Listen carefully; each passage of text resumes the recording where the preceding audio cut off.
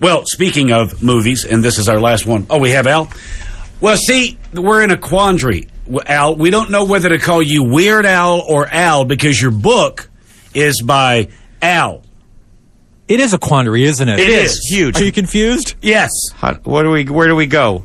Oh, you can just however the spirit moves you, really. When I'm writing, it's Al, and when I'm in front of a microphone, it's Weird Al. So I got a microphone in front of me, so I guess Weird Al today. Weird Al. Weird Al, welcome back to the program. Thanks so much. You know, we're fans of you. You've always been a great guy to us. Now, this is a children's book. Where'd it come from? What made you want to do this? Well, I always thought I'd be fairly adept at writing children's books, and I figured if I spent 30 years writing parody music, that would be a good transition into children's literature. Sure. So I just want to slowly break into it.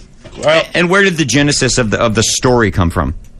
I think the story was sort of inspired by my dad, because my dad always used to tell me that the only true sign of success was figuring out what made you happy, and then just figure out a way to make a living at that. So I think that's sort of the subtext, as it were, of this book, because it's the story of an 8-year-old boy named Billy who amazes the kids in his show and tell with stories about all the crazy imaginative things he wants to be when he grows up, like gorilla masseuse, snail trainer, giraffe milker, stuff like that. So it's very, very Dr. Seuss-like, and but also empowering. Were you a fan of Dr. Seuss as a kid? I don't know how old you are. I think we're around the same age, but I had the whole collection, and I loved them.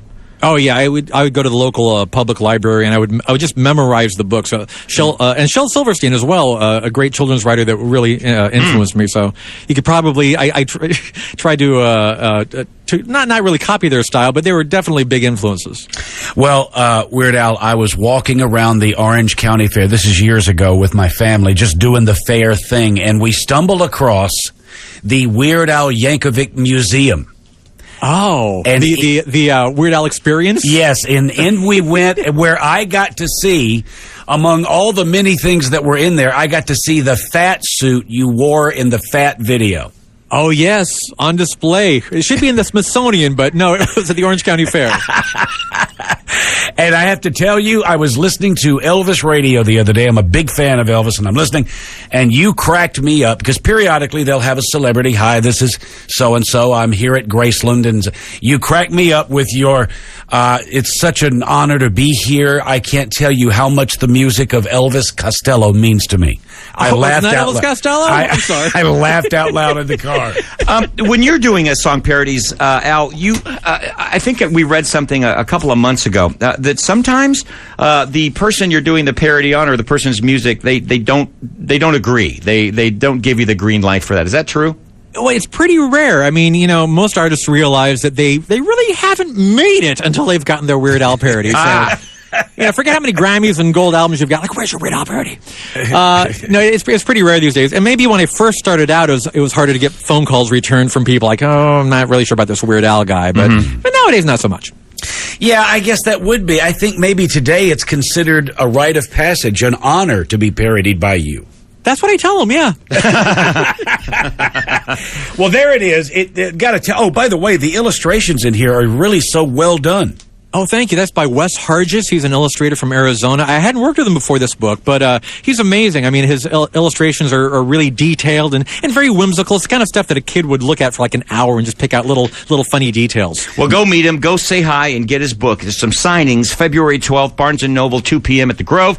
February 13th, Costco in Van Nuys, 1 p.m. And February 15th, Whale of a Tale in Irvine, 4 p.m. All those dates are going to be on markandbrian.com. Weird Al, always enjoyed talking to you. Thanks so much. The best to you. You too. That guy, you know what? Yeah, say what you want. His parodies are so good. And then his acting ability when in the video. Oh, sure. You take that part as well. And the way he can is a chameleon. He can transform and look like people. And he's actually a pretty handsome dude. He always looks so strange, you know, purposely.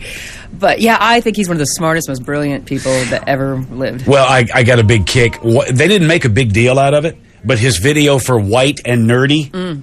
Weird Al was up there. This is only one part of the video, and he's singing the song. Dancing behind him is Donny Osmond, who, when you think of White and Nerdy, you could go Donny.